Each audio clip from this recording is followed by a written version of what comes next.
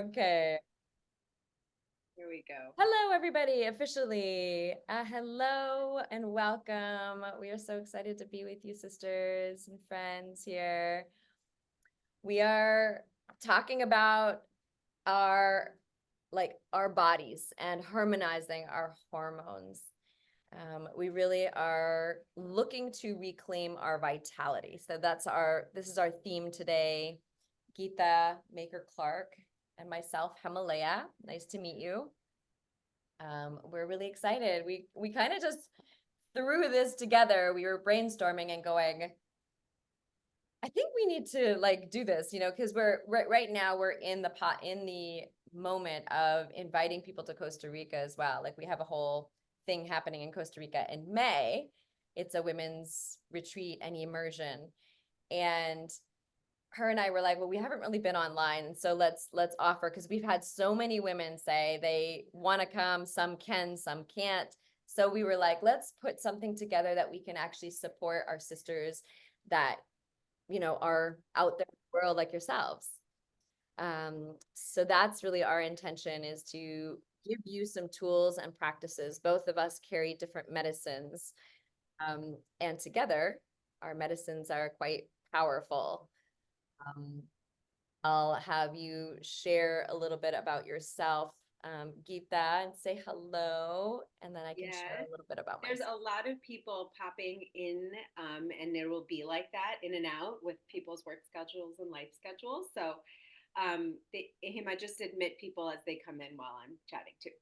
Okay, But perfect. hi, everyone. I'm Geeta Maker-Clark, and I wanted to introduce myself so you can better understand, why Hema and I are interested in speaking about hormonal health and reclaiming vitality at this moment.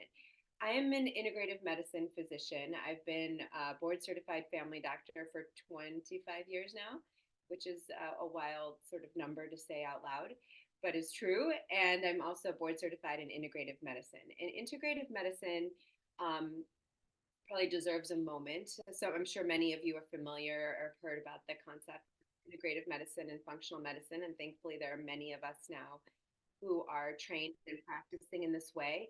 But what we're really trying to achieve, I think, in integrative medicine is what all of medicine should be aiming for, which is a deep connected relationship between doctor and patient, healer and patient, two humans together, facilitating healing, looking at the whole person, right? So not just like this is my ear, nose, and throat specialist, and this is my gynecologist, and this is the person who I see for my GI problems, but like what are the factors that go into my overall health? What are all of the ways in which I need to be thinking about my life and my lifestyle to optimize my full health?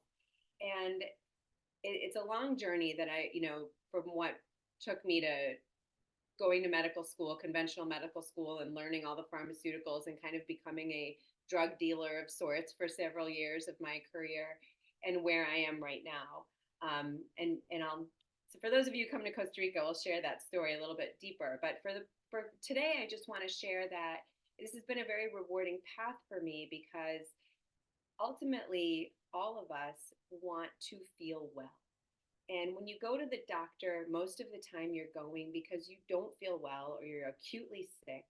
And I found that oftentimes people come in, they're like, I've seen all these doctors, I got these labs done, everything came back normal, but like nobody's really seeing that I don't feel well.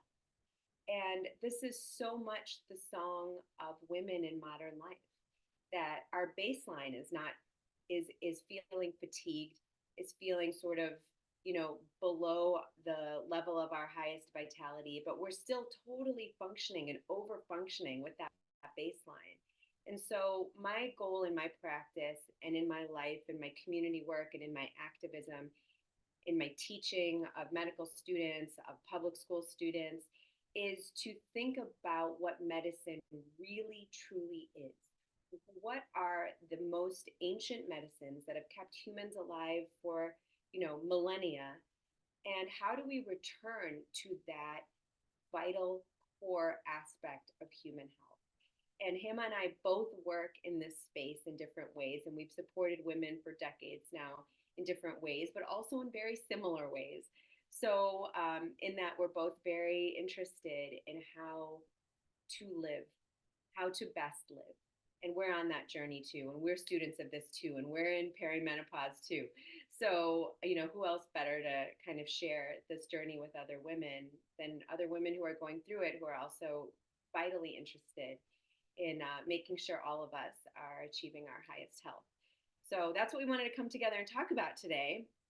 We have a ton of things we want to share. Hey, Ma, you want to tell them a little bit about your journey too? Fascinating journey. Yeah. Thank you. And I feel like, when Geeta and I get together, I become a student of your work and we do, you're right. We have a lot of crossover. So I do want to say I love learning from you. And that's why I was like, we need to finally do something together. I know, So likewise. yeah. Well, my journey has been much more of the the body in all of its layers. I've been teaching at facilitating transformational experiences through yoga, sound, vibration, movement, dance, meditation, all of that, teaching at festivals and conferences and all sorts of things, really where I can make an impact for large groups of people. And so what we're aiming to do and what my journey has been is waking up through our bodies, like waking up our own wisdom, connecting in deep again, because we all know like the culture of North America keeps us separate from ourselves and keeps us disconnected and promotes disconnection and so on. So what I have found through embodiment work and through the ancients, of India, especially, and Africa, actually. But I found that in those cultures, we move, we move to find ourselves again. So my invitation for all of us and a lot of my things that I'm going to be bringing in today and also in Costa Rica here for our journey is to wake up those sleepy parts, because we knew when we were children how to recalibrate. If you have children, that they are like constantly, shaking off, vibrating and, doing all these things. But why are they doing them? Because they're actually more wise in their bodies. They have the wisdom of their bodies to bring them back to neutrality. They're not looking for enlightenment, because that presence is enlightenment. That is my experience anyway. That presence is enlightenment, and children are doing it all the time. So we grew up and were taught by culture and probably our parents, and a lot of us have immigrant parents, and Geeta and I both do. We were taught to like hold it together, because in order to make it in this world, we needed to hold it together. But what that did was cause a lot of tension and disconnection. So my work has been unwinding that, breaking that tension so that we can be present for the people in our lives, for ourselves. And this passage, especially right now, and I'll segue into like what our conversation is, of this passage of us women in our perimenopause, menopause years, it's a passage of coming into that wisdom again. And so, yes, we're going into this crone, awesome phase of our life, but it's not with the abandonment of that child. It's actually bringing our own inner child in to be a part of the process. So I hope that's landing and makes sense, but that's really where my work has come in, from like letting go of that tension through the wisdom of our children, our inner children, and coming into presence again and deep connection with ourselves. I've just seen a lot of like energy. And as we're going into this passage, anxiety is causing us to stay disconnected. So we're going to talk a little bit about that. I think we just lost Geeta. we just lost Geeta. Well, we'll see if she, oh, no, she's back. I'm coming in to add you in here again. You popped out! I don't know.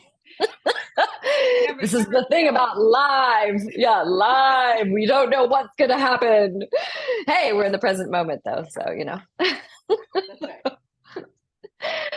So I'll just pause there for a moment and let's start the conversation with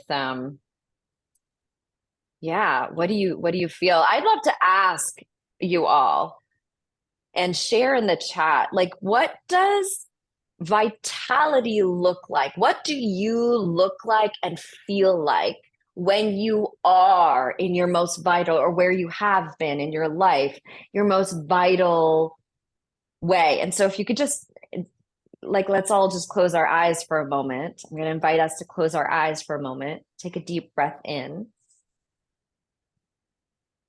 and tune into that version of yourself. What do you look like? What do you feel like? What does your body feel like? What is your mind like when you are in your most vital state of being?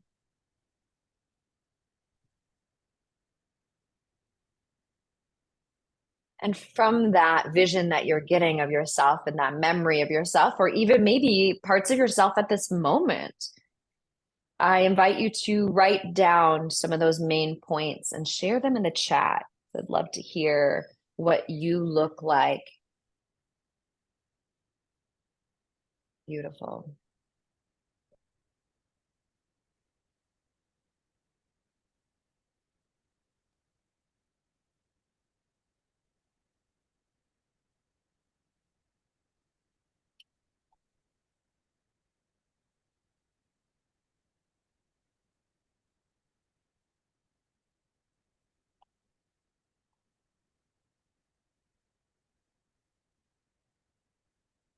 Beautiful, you guys. Such beautiful statements. Yeah, I love it. Bright-eyed, open-hearted, strong in my body and spirit, wise mind, grounded. Love that, Geeta. My cells are vibrating, my senses awake, inspirations are flowing through. Bouncing with joy, Lit up, magnetic. Oh, hi, Cole. Fully present, laughing is easy and full, movement is flowing. Strong, joyful, kind to myself and others. Yes.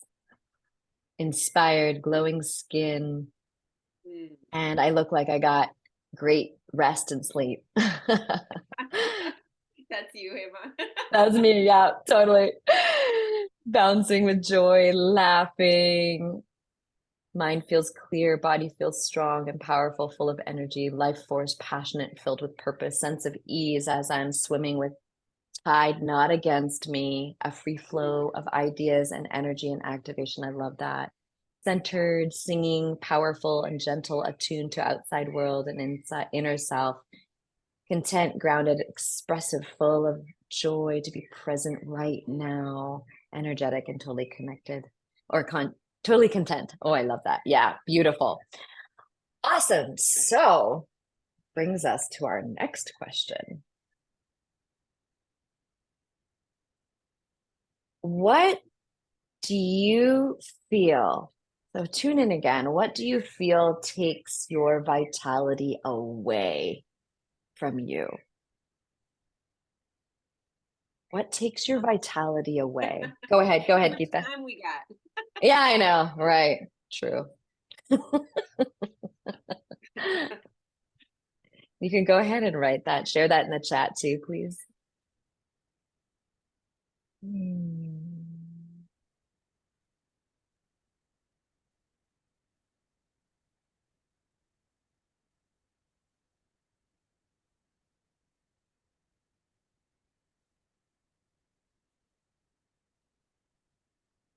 Okay.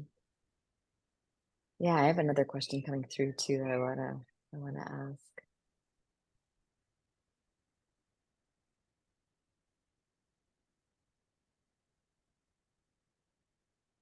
Yeah, worry, shame, judgment, obligations, energetic and negativity, fear, opposition, feeling unseen, overextension, collapse, boundaries, inauthenticity, performing, hiding, isolating, being misunderstood, overcommitment, stress, not performing at peak, expectations from myself and others, drama from those around me, violence inside and out, pollution, disturbance of life flow, distrust, worries, being in my head, impatient, lack of sleep, nurturing others' needs instead of my own, hormones out of whack, my mind, body doing nothing, doing other people's work. Yes.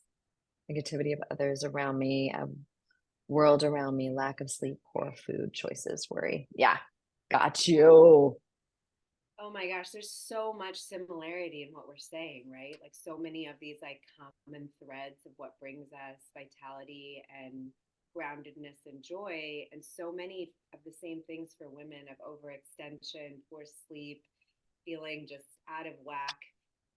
That we tend to think is hormonally related. Often it is, but a lot of times it's really just like our basics. We've stripped away our basic needs, our food, our sleep, our safe, secure sort of shelter in our own body. And one by one, things start to go out. Yeah. You express these things so freely and easily. I mean, it kind of makes you realize how in touch you really are with your own self. That this quickly you can state what it is that makes you feel vital and what makes you feel depleted, right? So we can hopefully today spend a little time giving you tools to help you with the same amount of ease and sort of rapidness get to that place of feeling more grounded and feeling like you're more in your vital space. Yeah.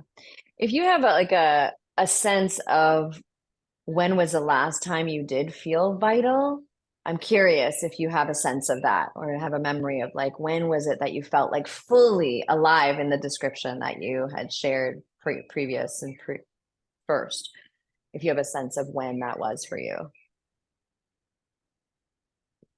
And you can write that in the chat if you want. If not, no worries.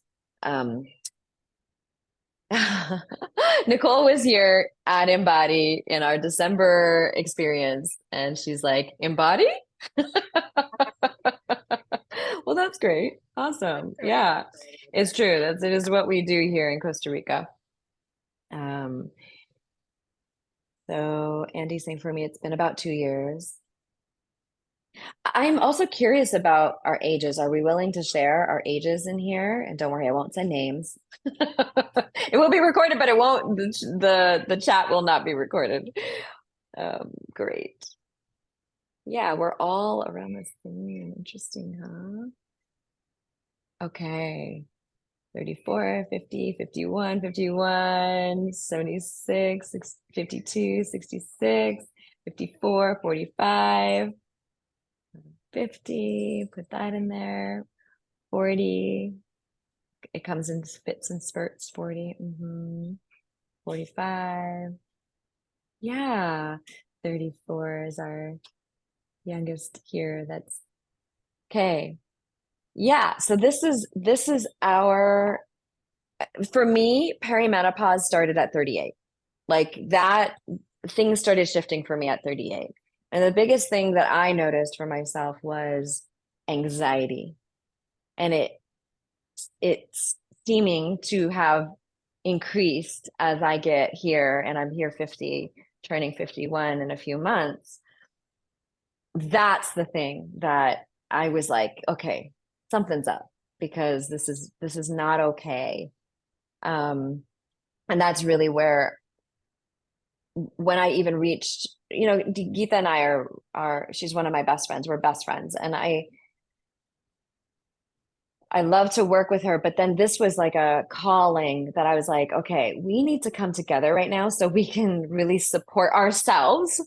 And then who else is out there that could really utilize support? Because here we are in the field of sharing and leading and facilitating, and we also are in it. So this is where this was birthed from. Some of you that came on a little bit late, I just wanted to share that. Geeta and I are also leading an experience together here, an immersion in Costa Rica in May. And so we wanted to put something together online here. So Geeta, is there anything that you want to add in right now before we get into like really what we're moving into teaching? Oh, We can I'm shift into ready to that right now. roll. Ready to Cool. roll. I think yeah, I want to make sure that we both want to really make sure that the time that you spend today, you leave with at least one, if not more, sort of tools to like quickly walk away from. And obviously, if you come with us to Costa Rica, we're going to do a lot more of this. But you know, we are committed to women, you know, deeply healing that ourselves. We have the capacity to do this. You don't need a doctor. You don't need another facilitator. You don't need anyone else but yourself. But I do think it was very helpful for us to be in community. And that's the most vital part, I think, of women's health is that we were all meant to be in community. We're always meant to be in circle, dancing and singing and sharing and helping each other. And then when we do those things, we can activate our own, you know, ability to heal in this incredibly sophisticated, incredibly, you know, powerful set of systems that we have in our body that know exactly what to do. So as we think about anxiety and poor sleep and ungroundedness and all of the ways in which this stage of life can be very unsettling, to remember that our ancestors have all passed through this time before us, that it is a natural space of time, and that if there's an imbalance that makes you feel unwell, that together we can find a path forward. I think that's so important that we not pathologize this incredibly transformative space of life. And Hema and I are committed to making it transformational and joyful instead of feeling like this is just something I have to drag my butt through for the next however many countless years. Because no, we can't live like that. Yeah.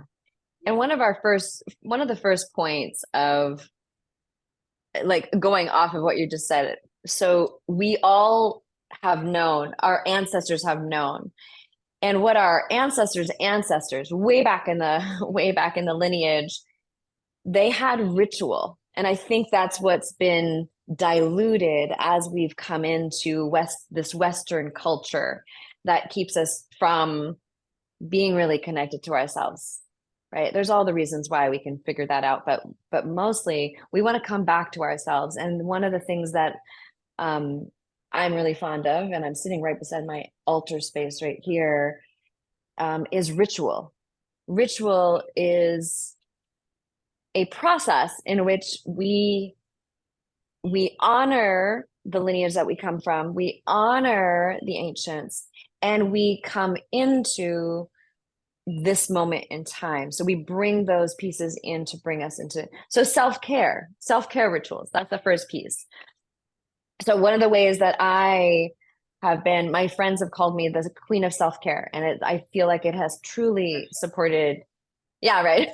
Geeta is one of those people that have called me the queen of self-care. I have been obsessed about it. And now I'm not talking just going to spas and da da da da da. It's like bringing in the daily, you know, a little bit of gua sha where I'm like massaging my skin, or, you know, having practices such as like dry brushing so that our lymphatic system is getting a massage. Lifting up my legs at night. So these are all things you're welcome to write them down because they're simple, but they've really worked. And there's just a few of them that I can name off right now. But the ritual itself is the regular routine that we do. And it doesn't have to be every day, but something every day from your toolkit of self-care. Yeah, because the practice of doing something regularly is what I wrote down is such a foundation for our overall health, you know? And so much of our culture, we're like reliant on other people. Give me a massage, give me this, do this for me, and I will be in. And we've put the self-care outside of us. And so I'm bringing it back to self-care. And I wanted to bring a focus on a couple of words here. Self-care, when we've been in this, can be looked upon as selfish when we're doing something for ourselves, especially mothers and career women that have professions out there that are doing work for the good of others. Self-care can be looked upon as selfish. So I'm going to invite us to look to the word to be changed to self-full. Full is what we get when we are giving ourselves nourishment and practices like the simple practice of drinking water first thing in the morning. You know, these simple little things, but when we bring them into our routine, it supports our regularity of our bodies, minds, and spirits. We are creatures of habit. So putting in self-care into our routine on the daily is gonna feed us. It's gonna feed us. It's gonna give to us. Geeta, you want to add anything to that? Yeah, I want to back up what you were saying about ritual, ceremony, and repetition. Um, I think that that's one of the great lessons of nature and species that have persisted have been following the same sort of migratory patterns, the same sorts of like practices, from simple to complex. But what Hima, some of the few things you mentioned, you said gua sha, dry brushing, drinking water. What was the other one you mentioned? Oh, putting your legs up. Yeah. Yeah, legs up. Such simple things. So I don't know if all of you are familiar with gua sha and dry brushing. Maybe you can do like a little, if you have those things around, Hema, you can show us what Yeah. those tools are. But like, I don't even have a gua sha stone. Okay, like you don't need any external things necessarily to do this. But her idea, this is a Chinese technique of facial massage, and you can any of your ancestors had something called that had a different word that was the same thing, but the idea is really that you're moving the lymphatics through your face. And that feeling in the morning of sort of puffiness or tiredness, or like I just am coming off a really intense sinus infection that I picked up at a festival. You can feel kind of paralyzed by this feeling, but we actually have the ability to move our lymphatics, ourselves with our own body and kind of get everything drained up to the upper ear and, bring everything to that area so that we can get some of that fluid out of our face and start thinking more clearly in the morning. And doing that every morning is such a healthful practice. It is so helpful even when you start to feel a cold coming on. Oh, there, she's got her gua sha stone.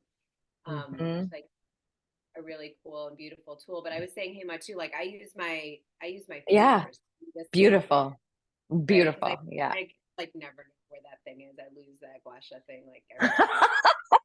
Right. I'm like, forget it.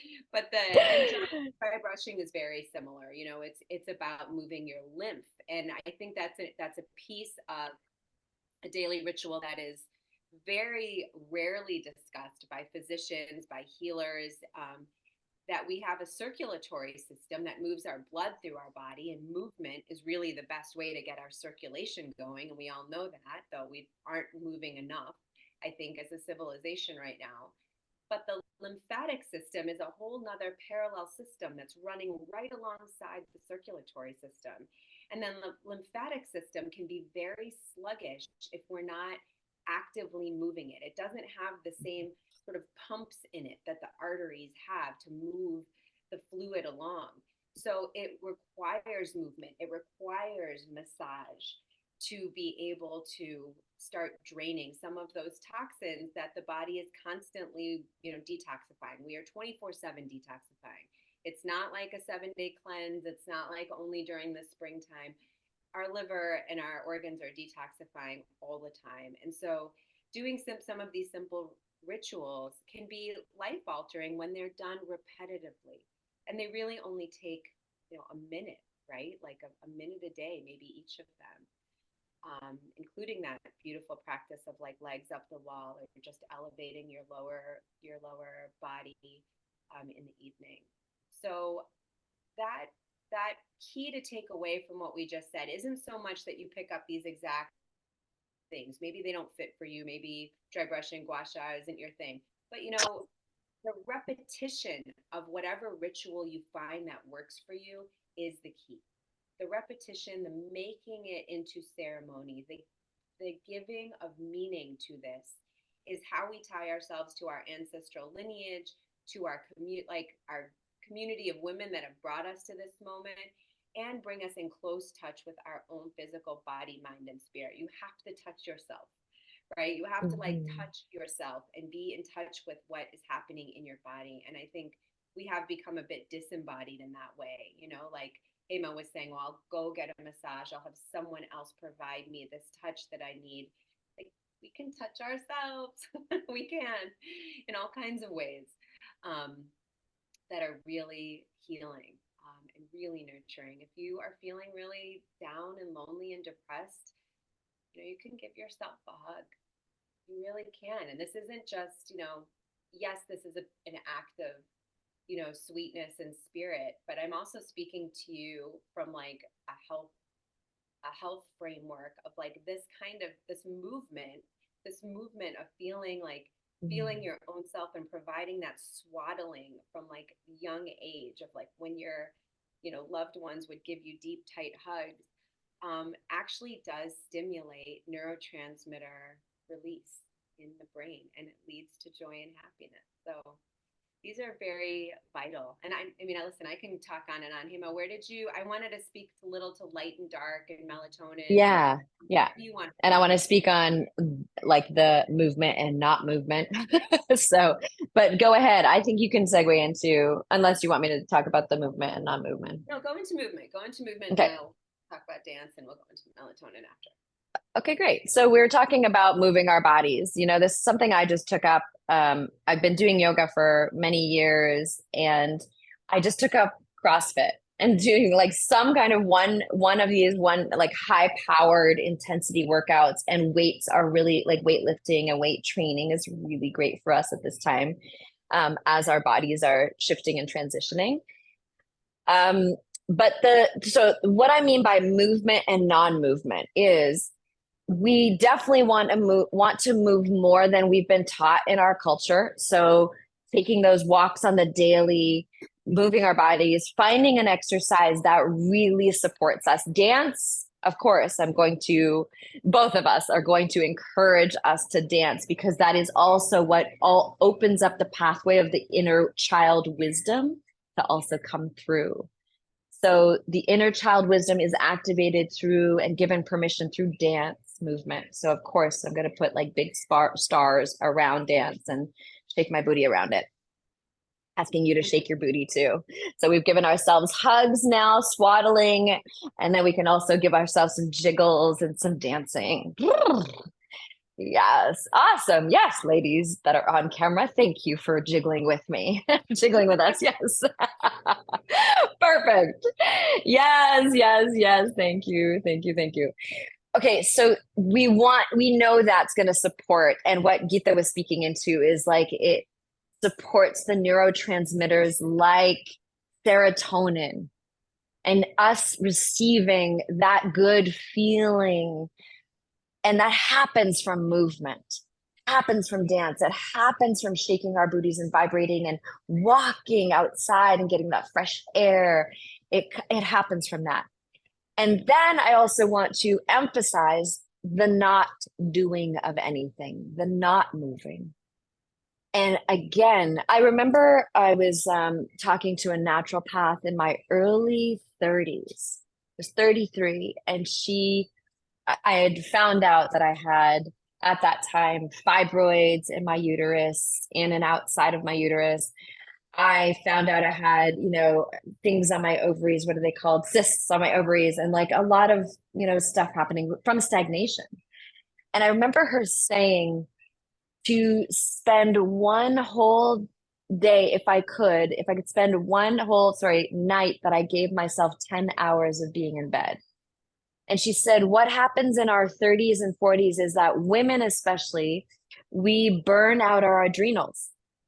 And we keep burning. We keep going like we're 20 years old and 30 years old. And we're moving into our late 30s, 40s, 50s, and 60s, and we're still trying to move the way that we were moving then. And she said the best thing you could do is if you could have one day a week where you stay in bed for 10 hours. You don't have to be sleeping the whole time, but just lying down. And so one of our big teachings at Embody, at our programs and our center here, when we offer our things like in Geeta and I offering in May, we practice something called the pause. And the pause is no phone, no list making, no doing of anything, just being. Now that has to happen after movement, because the way women are wired to do with all of our, there's a reason why there's a lot of goddesses that are portrayed with many, many arms, because we have the ability to do that. But we also have the ability to wrap those arms around ourselves and come on into regeneration, nurturance, nutrients from just being. Does that make sense? Is that landing? We get to add in to our routines a pause where we're doing nothing. 10 minutes, 5-10 minutes, just breathing, focusing on our breath, being with ourselves. And it's harder to do. The reason why I say do movement first and then give yourself the stillness is because we get to dissipate that tension that we're carrying in our bodies. And all of that holding it together gets to be let go. And then we can have the opportunity to sit and do nothing. Otherwise, our mind is going. So I'll pause there for a second and pass it on to you, Geeta, on that note. Yeah, I love, and that goes to the foundational roots of yoga, that unfortunately the way that America, most of the world has appropriated yoga from its Vedic roots has been that it's entirely a movement practice, and maybe even formulated now as like a high intensity exercise practice in many classes that I've attended over the years, and actually overlooked the fact that the asana practice, the movement practice, was the first part of what the many limbs of yoga entail. And the asana was for you to move so that you could do, like Hema was saying, so then you could sit and meditate. Because you couldn't just sit into meditation without the body having the opportunity to flow, move energy through, and all of these beautiful poses and practices. But it's kind of telling that in our modern life, as we brought this like beautiful ancient practice into our civilization, we left off that part about the sitting in the meditation, and we just did like a 90-minute flow, get in here, get the music going, rock and roll, don't stop moving, lie down, do shavasana for like 30 seconds, say om or mispronounce something, and then leave. Like, sorry, that's not yoga, peeps.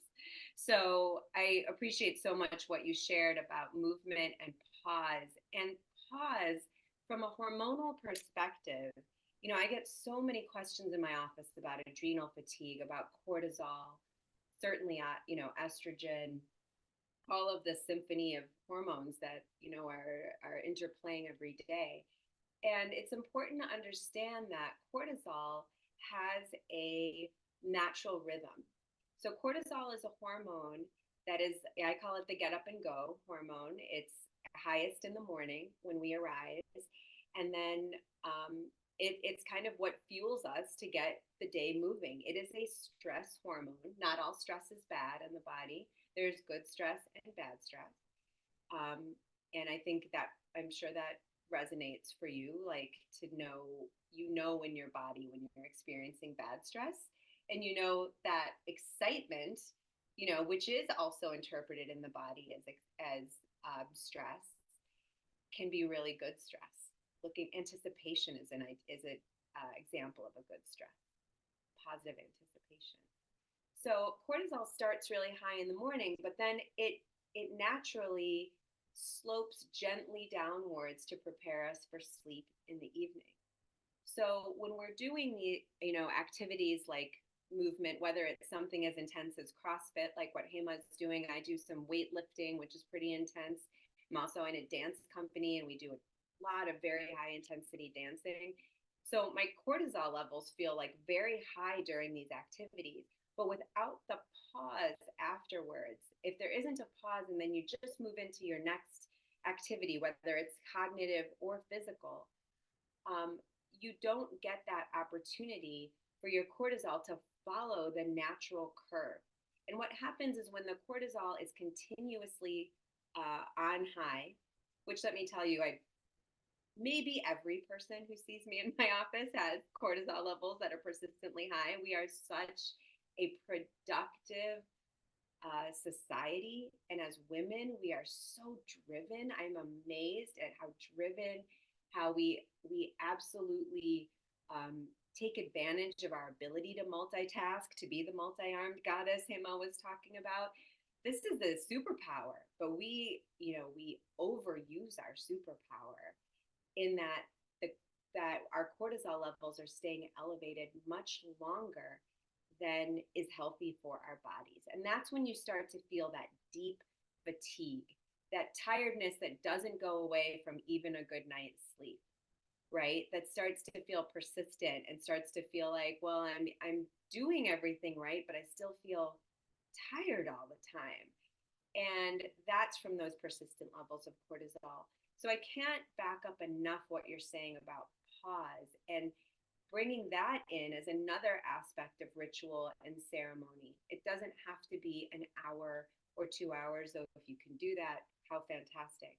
But it's that mindful stopping and allowing the body to recalibrate, the mind, the spirit to recalibrate. I like to use breath work to do that. That works very well for me, to do like a couple of rounds of deep breath work, prolonged exhalation, the 4-7-8 breath, which is an inhale for 4, a hold for 7, a prolonged exhale for 8 is an immediate activation of parasympathetic, rest, digest, restore. And as you start to practice pausing in your day, pausing, noticing, closing your eyes, taking a rest, that rest that the cortisol is also getting from surging all day long ultimately leads to the deeper rest that you'll recognize as not feeling that fatigue that is so persistent for so many women. Does that resonate for anyone? Definitely. Nods. I take a pause even after CrossFit, and it's actually why I didn't go this morning. I was going to go right before our session this morning, Geeta. And I was like, I won't have time to take my pause, to take a rest afterwards. And it's not a long rest that I take. It's like 10, 20 minutes if I can fit it in. But it's essential because I couldn't have just gone from that to this. I've learned that it's not serving. It's not serving myself or anyone now. So slowing down. Oh, go ahead. So that, Hema. I was just gonna say I've learned so much in our decades long friendship from you about that listening of like I can't do that this morning, and really taking the time to listen to what your body needs. Can I show up for this 10 o'clock Zoom if I go to CrossFit? Probably not the way I want to. I'll move it to the afternoon, or I'll switch my movement to something else today. Like I've learned a lot from you that way.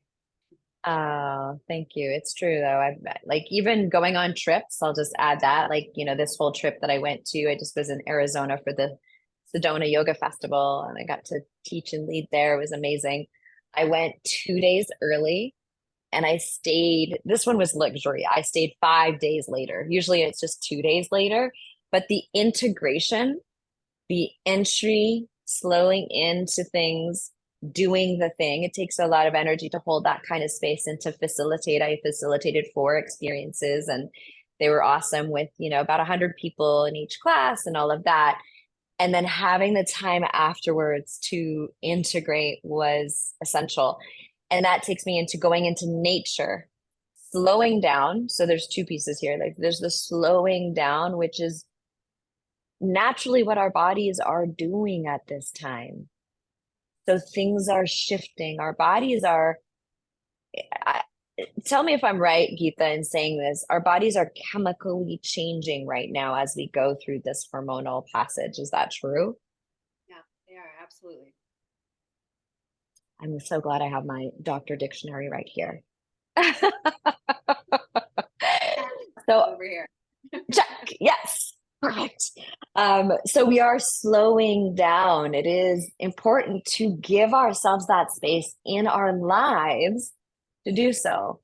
And I know that we still have, like, some of us are still working and have that hustle thing going on.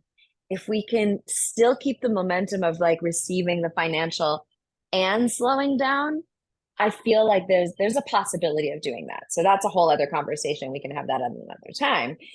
But the piece around the slowing down, which has supported my anxiety going through the roof, like I am my own guinea pig, and everything I try is like these are the things that are working, and taking that movement, then pause, and more pauses throughout my life. Like literally, I'm going to show you my this is my office slash living room.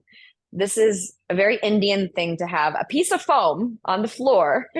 I put a little tapestry on it, but I lie on this often. I'm going to show you what I do for my pauses. I'll lie on this and put my legs up like so. And this is my rest position for about 15, 20 minutes, if I can. 10, oh, it's 10 to 20 minutes. So just kind of showing you how easy I make now, like I've, made my living room. This is where I was just sitting. So I've got my little cushion here. I've got my little trinkets, my altars right there, all of that. So if you take anything, maybe you even take like your office space or your quiet space, having these little zones in it that remind you. Having this in my living room, it doesn't look aesthetically whatever. I like it because it keeps reminding me to take that pause. And I do. I go there often. If I have literally 8 minutes between something, I will go there. And it's supporting with the anxiety going through the roof and like affecting and being debilitating, because that's where it is heading, when I don't take the pauses. So Yeah. I'm gonna show you my little similar space. This is my office-ish in the front of my house, but like I have this little meditation space over here with a little cushion under there, and I just go back and forth from working here and sitting there, on the days I'm not seeing patients, and having plants around and feeling a tiny bit of connectedness to nature during these cold winter months here in the Midwest is um, they're just small ways to kind of keep ourselves balanced and connected to that which is much bigger than what's staring at us on the other side of our screen. Hema, I think I'm in it with the time left. Do you mind if I yeah, please. move to the light dark piece around nature? So I wanted to spend Yes, a totally. little moment. Hema was just speaking to the importance of, being connected to nature and having those moments of immersion when you can. I am like, she's so smart that she moved to Costa Rica, a Canadian who moved to Costa Rica. I have stayed in Chicago most of my life with like a brief moment in Southern California where she and I met. Um, and then I like crazily came back here again. And I'm like the coldest person ever. Like I'm always cold all the time. And this doesn't suit me. This weather does not suit me.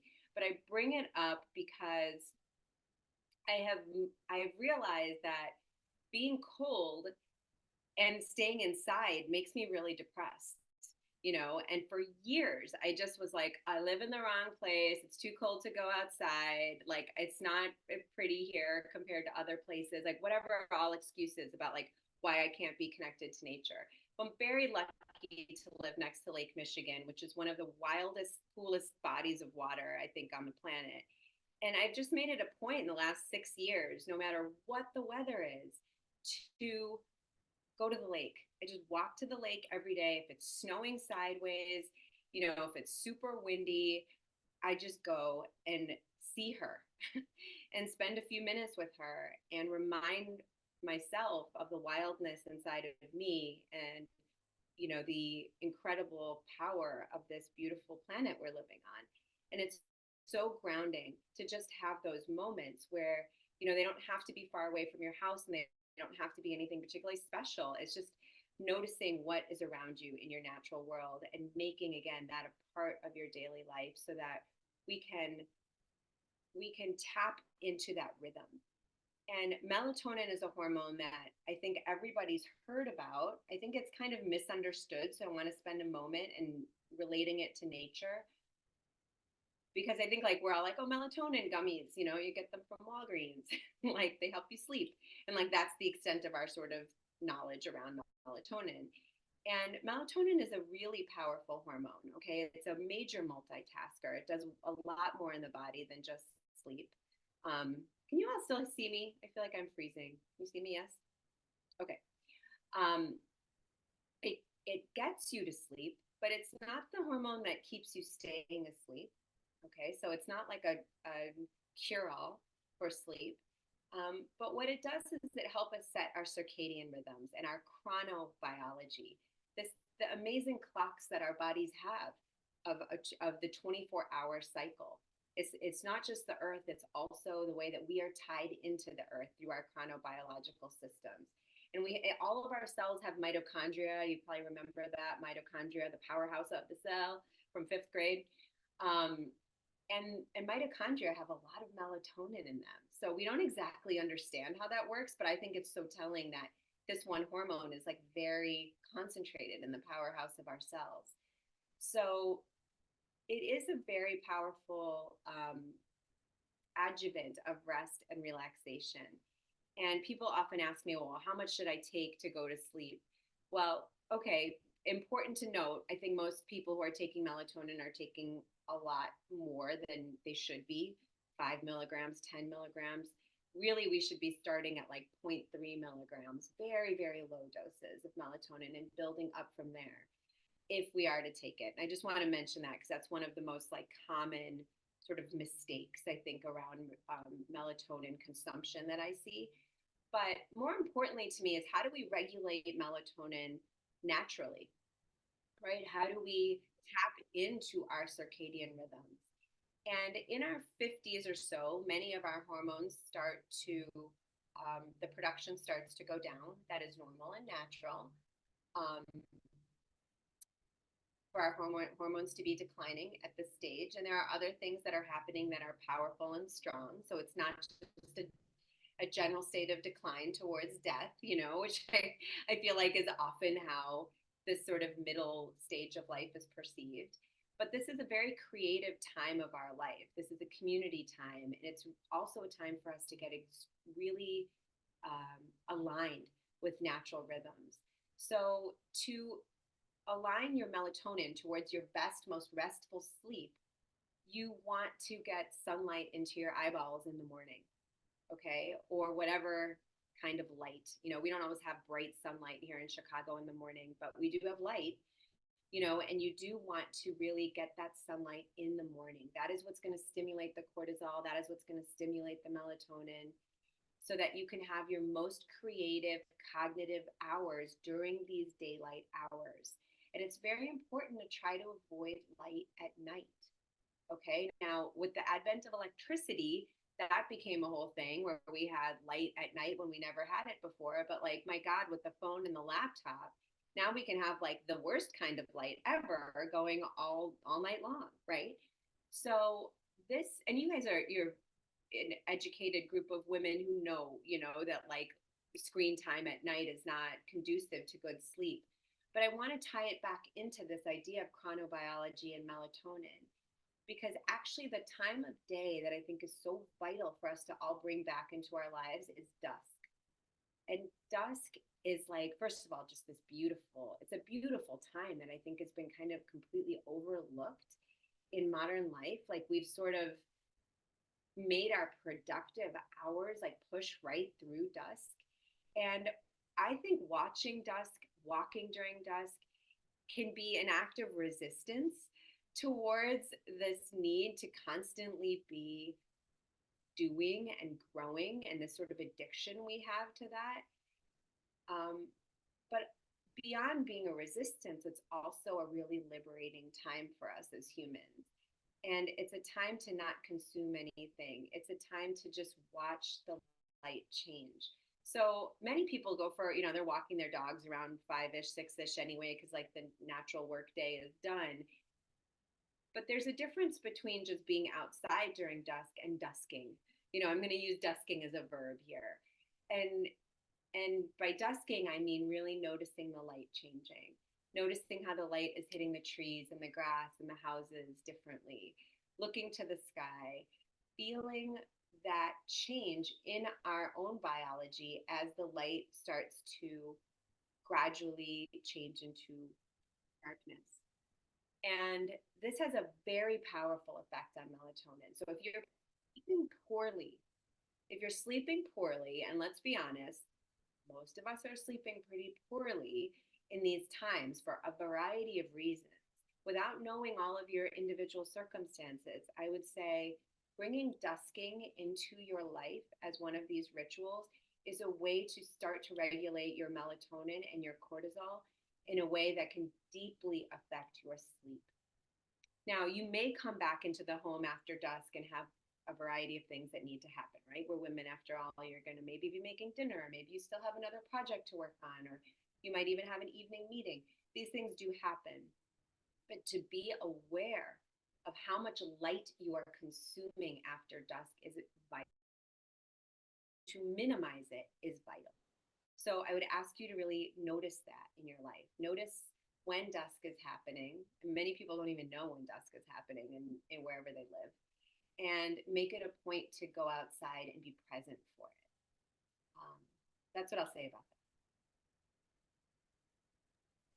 I love that. And it's so naturally what I've been doing. So I love that. I've been sitting at when the sun is going down and in the mornings, I have to say too, before I have any caffeine. So I just want to add that little like looking right into the sun, letting the sun.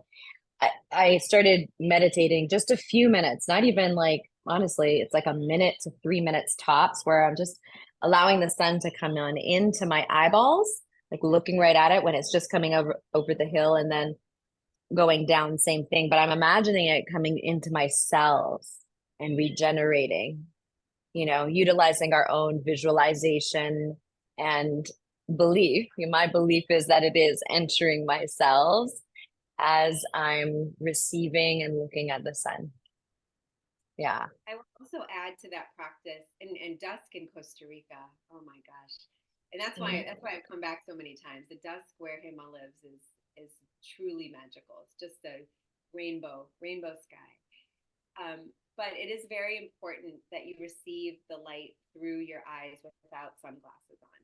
Okay, so for the hormonal balances that we're talking about, it really needs to be going through your optic nerve unfiltered. So sunglasses have a time and a place, and if you live in very sunny places, they can be very protective. For those of you in Los Angeles and those other spots where there's tons of sun. But when I'm talking about, we're talking about morning light and dusk light, you want to make sure you're taking that in through your eyeballs. Yeah, I love that. I mean, I think from what you shared, it goes very, very, very well with the truth of Ayurveda and how our bodies are exactly like the elements that we're living in. These same elements, the sun, the moon, the actual fire, the elements of it. So earth, water, air, fire, space, we are made up of the same thing. So in our work together, that's a lot of it is the ancient way of Ayurveda and how it maintains good health and well-being in order for us to keep sustaining our overall amazing health. So we can't really fully dive into that at this moment, but I just wanted to put into the conversation as to what you're saying goes along with Chinese medicine, Ayurveda, Ayurveda is Indian medicine for those of you that don't know. Our ancient full health system. So these Yeah. are all very old practices, right? But they're very rarely discussed in modern medicine.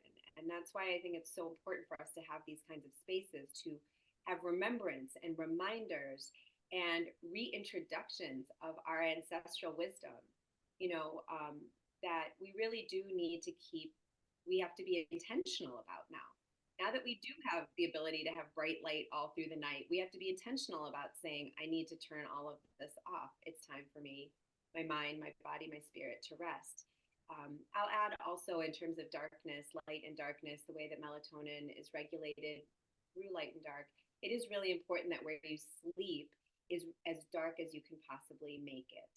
So we know as humans we do very well when it's a little cold and very very dark, and especially if you're someone who is hot flushing, or starting to have some of those changes in your body around feeling heat in the night, keeping it a bit cold of course is very helpful, but you'll find that this dusking practice actually even helps with that temperature dysregulation, because melatonin is not just again a sleep hormone, but it's also a temperature regulation hormone, not just estrogen like we're all led to.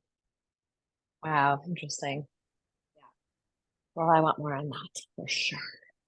Um, More to come. Speaking of which, it is a bit after 11 here. yeah. So I think we're going to transition, and for those of you who are called to know more, I invite you to stay present with the conversation. We're going to invite you. We've got a few spots left for our Costa Rica experience, our women's retreat in Costa Rica, an immersion on everything that we've been talking about and diving into the actual practices of everything. It is May 24th to the 29th. I'm going to pull up our slides. I also want to have some time to take questions. So is everybody okay with us sharing? I know some of you already know about our women's retreat called Radiance and Rhythm in Costa Rica that's happening May 24th to the 29th, 2024, in a couple of months. 2 months from now. 2 months.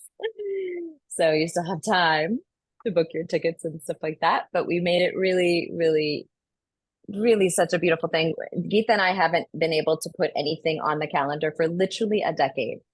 So I used to come to Chicago, and we would do immersions there. And then in California, we've done some work together too. And now this is the first time after a decade of trying to get something on the calendar that we are doing something. We don't know when the next one is going to be, if there will be a next one, but we definitely know that we felt very called to come and gather in womanhood. So for female bodies, we're coming together and we're going to be going through some practices. I'll pull up our, oh, where are you? There you are. Aha. Okay, so can everybody see this? Great. So this is our Radiance and Rhythm retreat for women. Again, here's the dates. We are really focusing on the transformation and embodiment for modern life through these ancient ways. So everything that we're going to be doing, Geeta is going to be teaching us food as medicine and bringing in some of those rituals and how to make those things at home through herbs, plants, the medicine of plants. And it's different than the psychoactives. We're not doing any psychoactives on this retreat. This is all plants, herbs, all the things that can support us balancing our hormones and our bodies in general. This is a little bit about what we're inviting you into. We're inviting you into a community of sisterhood, a circle where we will be really doing a lot of the meditating together, coming into that connection, noticing what happens when we come into deeper connection with ourselves, the nourishment through food. We're going to be taking you to a waterfall river experience where we will do some ritual. So everything will be done with ritual and ceremony. so that we can bring that into our lives. Our whole intention, and Geeta, you can speak on this, is for you to take home tools and take home routines that will be easily implemented into your life. So when we come into an immersion like this, if you've ever been to a retreat, and write in the chat, I'm so curious who's, just say yes or no that you've been to a retreat that, you know, you've taken the time to do so. And I know it's so hard. Like, we're literally talking about time, but to take the time to pause out of your life to come into an immersion like this, a learning immersion, and also an experiential immersion, and then taking it back into your life, it sets you up. Most of our people that come to our embody retreats come to one a year, sometimes two a year, because they're like, oh, I really need, you know, to really shift my life. But once a year, and then they come do something else the next year, or they come back to us again. It's almost like the ancient way of ashrams, where you went to go do the work, be held, because we're holding all the time, right? But be held so that you can then feel filled, be filled, and then go back into your life. Like, do you want to add anything to that? Yeah, that's such a, but I love that you mentioned that the ashram sort of visits, you know, and this again, going back to ancestral ways, you know, pilgrimages to sacred places for rest of spirit and rejuvenation is an ancient way. You know, we are trying to bring something this similar, like, to that kind of restoration to you, where we will take care of everything.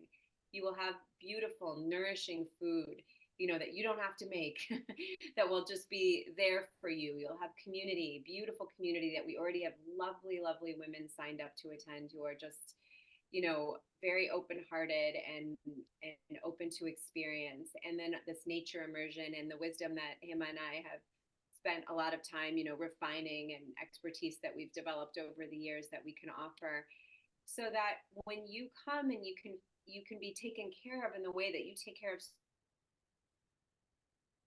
Steve, and not feel like, oh, that was just this little thing that I do for a few days a year, now I'm back to the grind, but like, I'm supported to do my highest work, to fulfill my purpose on this planet, because I am getting a time to fill my cup and bring my spirit into alignment with who I am, right? And it is challenging to do in modern times. And I think we do need retreats. We truly need them. They're not like luxuries. They have always been the way of humans. Yeah, beautiful. Thank you for adding in there. And so this is some of our, Nicole, you probably recognize these photos. Some of these are from our experience in December that we just had with some of our people. So outdoor mindful activities, like I said, we're going to be taking you into nature. One of the pieces that we're going to be doing is a Temazcal ceremony. This is an ancient, indigenous to Mexico, indigenous to, it's the indigenous cultures of Mexico, also here in Costa Rica, and in First Nations traditions in America as well. So sweat lodge ceremony, you might have heard it be called sweat lodge ceremony. We're going to be diving into that. That's a rebirth. And last year was my 50th, and we built a Temazcal, a sweat lodge here on our property in order for me to be reborn. And I feel like that this passage is for us to gather in womanhood and to be reborn at this time. And it really works. It's incredible. Of course, we're going to be doing movement and dance and embodiment. And sorry, Geeta, do you want to add in anything? Oh, I just wanted to say, I think it's so special to be able to experience a sweat lodge ceremony led by an indigenous healer on this beautiful land. This retreat center. I was able to be there last year to experience that, and you know, I'm very careful about engaging in ceremony that's been appropriated. I'm very vigilant about that. And so we're very mindful and intentional about making sure we're offering this ceremony in conjunction with permission from the land and permission from the indigenous people of the area, and that they are leading that ceremony. So it's just an incredible, I think, experience, and a unique one that we're going to get to have together. and truly detoxifying in every sense of the word. Yeah, exactly. And those of you who have to leave right now, I just wanted to speak into, like, I just put my calendar link. If you are feeling called and there is an opening possibility, we have a really beautiful offer. And if you have to jump off before we invite you into it, um, book a call anyway, and I will offer it to you if you came in through this particular class. Um, Absolutely. So those of you who are watching the recording or here with us and have to jump off, just go ahead and book that link or take that link and book a call with me. And perhaps Geeta and I both will be on that call, but for sure, get on the calendar and give this to yourself. So we are going to be going through workshops and herbal remedies, Geeta's, beautiful offerings that she does. And here we go with the Sweat Lodge, traditional Sweat Lodge photo here. We're going to be in restoration, relaxation, really taking that home for yourself. And of course, I'm going to dive into a lot of self-care tools that will be easy little things to put into your life so that you can bring ritual of self-care so you can be self-full in your life. That is all of the slides for some reason I have on this particular page. I don't know why, but I will find out. If Geeta, if there's anything else that you want to speak on, I will find I think that was a beautiful recap. I mean, we have so much that we want to offer and share, and we also have built in a lot of rest into this retreat. There will be a lot of time to sleep and swim and think and write and all of the things that, you would want from a trip to such a beautiful place. And I think that what is so unique about what we're offering is that we're both Indian women who come from a very long line of wise people who have passed much wisdom to us. But I feel like that's very rare in these times, to be able to come to a space where we're really open to sharing our lineage and our wisdom that has come from, many generations of passing down of deep knowledge, as well as the expertise that we've cultivated. We're excited to share it with you. We would love to have some of you come and join us. And yeah, I promise you, you will just be so restored. I know whenever I go to visit Hema, it's a real filling of my heart. It's a filling of my heart, of my body, of my cup, and I'm better when I get back. So. Yeah, and the beautiful thing is we are going to be here on our land, and where we are is the location of it is really unique and beautiful. We're only a half an hour away from the main airport in Costa Rica, so it's very easy to get in. Like Geeta said, we're going to take care of you. We got you covered. You book your flight and you register here, and we are picking you up from the airport. We're bringing you here. We're feeding you. We're loving you up. All the things we're providing, beautiful accommodations. Each home in these accommodations has its own pool. They're really gorgeous houses. And we here on the land, we have a labyrinth here. We've got the space that you saw in some of those photos. That's our healing workshop, yoga, meditation space. And then we've got our community space for eating and all of that, which is really, really our heart and our soul has gone into, and we're now ready. And that's also why we can keep the price very low. And we're going to give you a special price here today for if you're feeling called. So here's why you should join us. If you really want to discover the next level of your true self in this next phase and the creativity that can pour through versus anxiety, turning that into creativity, that's one reason to come. If you are really seeking hormonal balance through these new ways of being and eating and moving and these rituals that we're sharing with you, that we're going to implement, have you integrate into your being so you really take them home, that's another reason to come. And if you love being outside in this beautiful warmth and this beautiful sunshine, to do this immersion, please, that's another reason. And And of course, having a cleanse from your devices and the news and all the things, that's another reason. And, we really do feel like we're coming together, and the women that, like Geeta was saying, that are signed up already are really, wow, heart-centered, amazing, high-level, beautiful beings.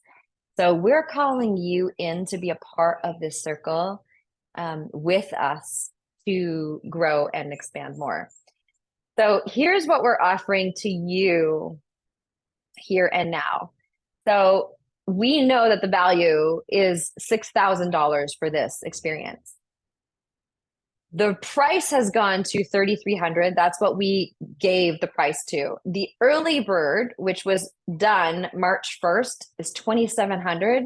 And we are willing and inviting you as an offering for you showing up on this call and you watching the recording, if you're watching the recording, giving this to yourself for $2,700. We can make a payment plan. You can put down $600 now, and we can split the other in 2 or 3 payments. And yeah, we invite you to give this to yourself, really come on in to this being the opening to your next passage, your next phase of your life, so that you do feel really great in your cells and your being. Anything you want to add to that, Geeta? Oh, did I lose Geeta? No, sorry. Oh, okay. Okay. No, I just want to extend my deep invitation. I think you talked beautifully about what we're offering, and I don't even think you can put value on these kinds of experiences, but we certainly did want to make it something that felt, not unattainable, and that felt like you were completely cared for once you got off of that plane. And that is what we intend to offer. And just really, really hope that we'll get to see you in Costa Rica. Yeah. Yeah, I put the link again in our chat here. I will send out an email with our link as well, because we also want to see if it is a good fit for you. If you have further questions, we can stay on for the next 5-6 minutes. If anybody has a question right now, you can write it in the chat. And if not, we can totally get on a call, book a call, just for curiosity. Maybe it's not even this retreat. Maybe there's something out that's calling you. Just give this to yourself. If you feel called, I just say, get on the phone with us. Get on the phone with, book a call through that link. So yeah, okay, let's see what we got here. If you do any online sessions, I will sign up. Oh, great. Well, I will let you know. I am doing a yoga series in April. I only do series once in a while, and I might offer that to our online community, so we can talk about that. But given I don't have any program or anything like that that's online, we're really calling people into a different, a really in-person experience. I've done work online for the last 10 years of leading programs, and more like 9-8 years, but yeah, leading programs and all of that. And it was awesome. And I could see the transformation happen through the screen. It's amazing. But coming back into in-person experiences the last 3 years, there's nothing like it. In person, in real life, nature and all of it, having accountability, having us mentors on your side and watching you and encouraging you and whispering to you, maybe giving you a slap on the butt. No, but truly inspiring you is what is the magic of coming together. And I myself, even personally, am seeing from my clients and our students that when they leave this kind of immersion and they go back in their lives, it sustains for a year, which is amazing, which is not what I can say for online. Online, yes, you do the work and there is shifts, but I haven't seen that kind of sustainability.